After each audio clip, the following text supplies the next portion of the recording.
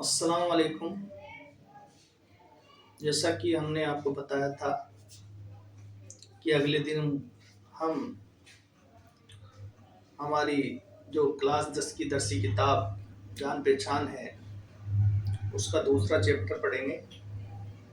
आज हम इस क्लास में मुताला करेंगे हमारी दरसी किताब जान पहचान के जो सबक नंबर 2 है, जिसको लिखा है कन्हैयालाल कपूर। इस सबक को किसने लिखा है? कन्हैयालाल कपूर ने। अब सबसे पहले हम कन्हैयालाल कपूर के बारे में मुख्तसर सी जानकारी ले लेते हैं। कन्हैयालाल कपूर 27 जून 1910 को लाहौर में पैदा हुए। 27 जून 1910 को लाहौर में पैदा हुए। आपके सामने ये कन्हैयालाल कपूर की पिक्चर है, देख लीजिए। ये कन्हैयालाल कपूर है और ये 27 जून 1910 को लाहौर में पैदा हुए और 5 मई 1980 को पूना महाराष्ट्र के अंदर इनका इंतकाल हुआ। और हमारे जो सिलेबस है, सिलेबस के अंदर इनका जो लिखा हुआ जो लेसन है वो बेतकल्लुफी है। कौन सा है? बेतकल्लुफी है। तो सबसे पहले हम कन्हैयालाल कपूर के बारे में मुख्तसर सी जानकारी ले लेते हैं कि इनका जो लेसन है किस पर लिखा हुआ है और इस लेसन के अंदर इन्होंने क्या बताया है, और थोड़ी सी इनकी हयात और खिदमत के बारे में भी हम जानकारी लेंगे। तो हमने इस सबक को 2 हिस्सों में तकसीम किया है। 2 हिस्से में तकसीम किया है।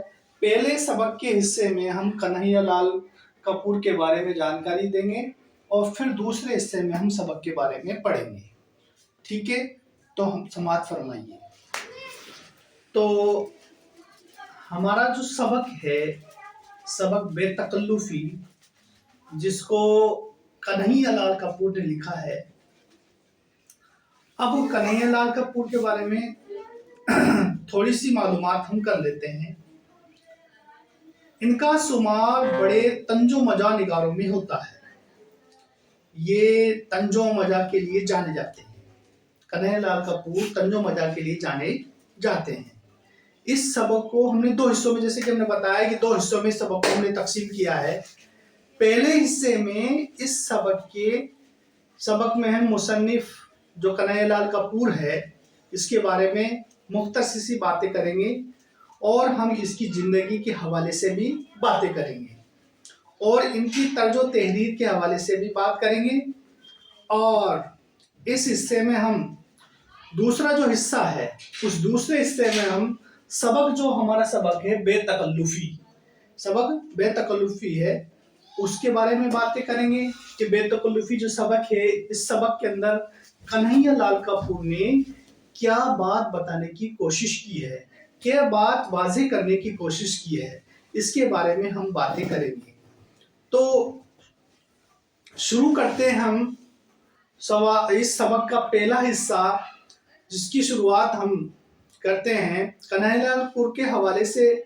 बच्चों, जैसा मैंने पहले आपको बताया था कि कन्हैयालाल कपूर तंजो मजा, कन्हैयालाल कपूर का जो शुमार है, इनका जो शुमार है, कन्हैयालाल कपूर का शुमार तंजो मजा नगारों में होता है।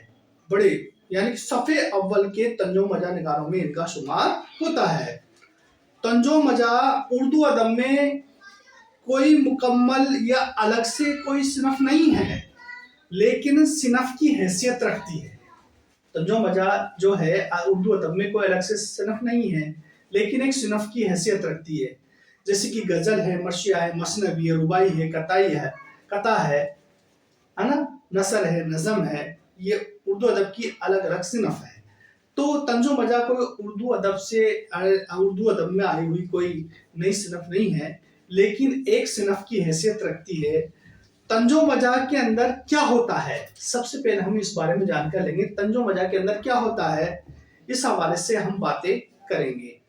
तो तंज का मतलब होता है ताना देना, कमी बेशी निकालना या नुक्ताचीनी करना, और मजा यानी कि उसमें नुक्ताचीनी करना और उससे मजे लेना।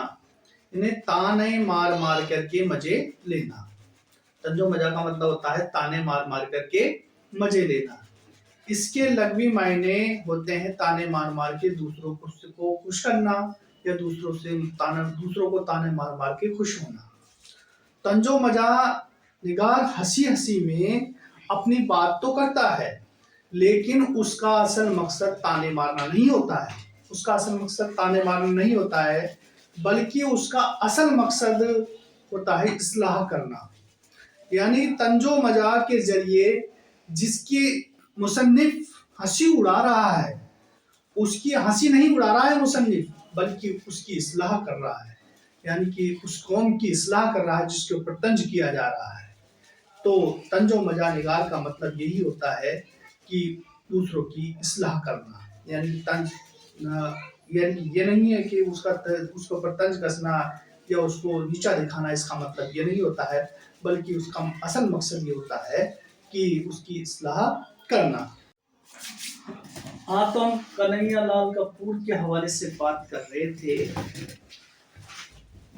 27 जून 1910 को लाहौर में पैदा हुए और लाहौर में ही इन्होंने आला तालीम हासिल की और अंग्रेजी के उस्ताद की हैसियत से इन्होंने वहीं पर काम किया।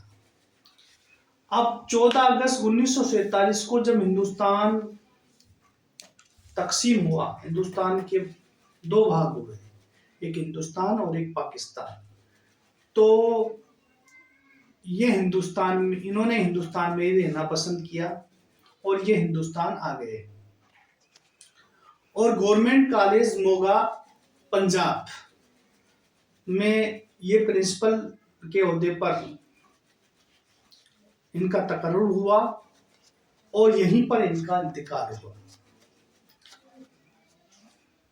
कन्हैयालाल कपूर का जो खास मैदान था, वैसे तो इनको पैरोडी निकलने में भी खास महारत हासिल थी, लेकिन इनका खास मैदान तंजो मजा था। इन्होंने कई दरसी किताबें भी लिखी हैं। इनकी दरसी किताबों में जैसे कि नौ के नस्तर, बालों पर, नरम गरम, गिरदो कारवां, नाजुक ख्याल, नई सगुफे, संगो खस्त, सीसा और तीसा, कामरेड, शेख चिल्ली, ये इनकी मशहूर किताबें हैं। तो आज बच्चों हमने कन्हैयालाल कपूर के हवाले से बात की है। कल हम इसी सबक के दूसरे पार्ट के अंदर हमारा जो सबक है बेतकल्लुफी, उसके बारे में हम बात करेंगे।